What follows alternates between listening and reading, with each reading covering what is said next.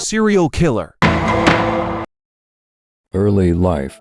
Born June 26, 1953, they were the fourth child out of 12. Growing up in Speke, Liverpool, England, spent their early life at a Catholic orphanage until being retrieved by their parents at 8 years old. They were subject to routine physical abuse by their father until being removed once again by social services. As a teenager in the 1960s, they fled to London, becoming a sex worker shortly after arrival. The income feeding their drug addiction, leading to multiple suicide attempts, forcing them to seek psychiatric help, claimed to hear voices telling them to kill their parents.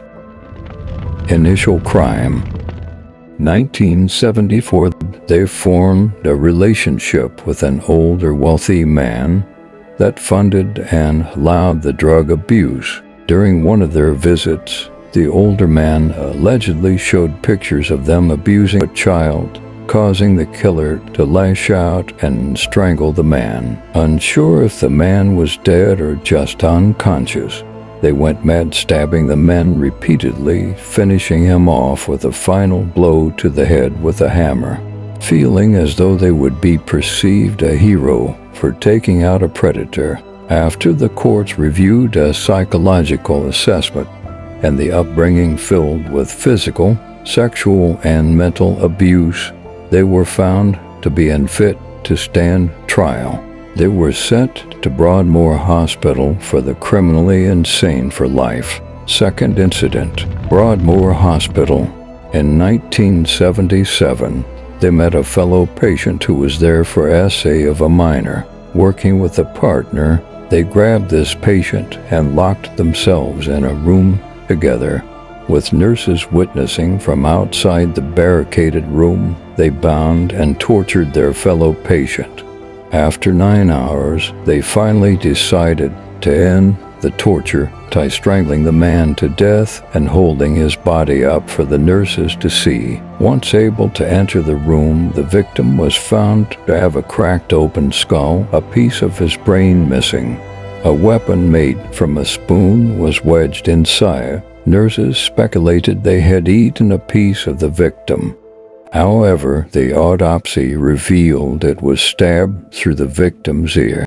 Found to be fit for trial this time, they vowed to kill again if returned to Broadmoor.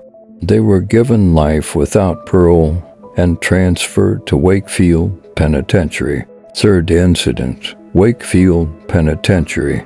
Upon arrival to the prison, they were surrounded by the types of people who made the voices rage. Informing guards they were a threat to the inmate population, the warnings were ignored. In 1978, they invited an inmate who had been tutoring them in French to come into their cell. Upon entering the cell, he was strangled and stabbed to death, then his body was hidden under the bed. Unable to lure anyone else into the cell, they prowled the prison wing. Eventually finding another inmate still in bed, they stabbed the man and smashed his head into the wall. After murdering the two men, they walked into the wing office, placing their makeshift dagger on the desk, saying, "There will be two, short at the next roll call. Solitary confinement, the glass cell." In 1983, they were deemed too dangerous for a normal cell. A 2-cell unit was built in the basement of Wakefield Prison. In 2000, they pleaded for the terms of solitary confinement be relaxed or to be allowed to take their own life via a cyanide capsule. Both requests were denied. Do you know who this killer is?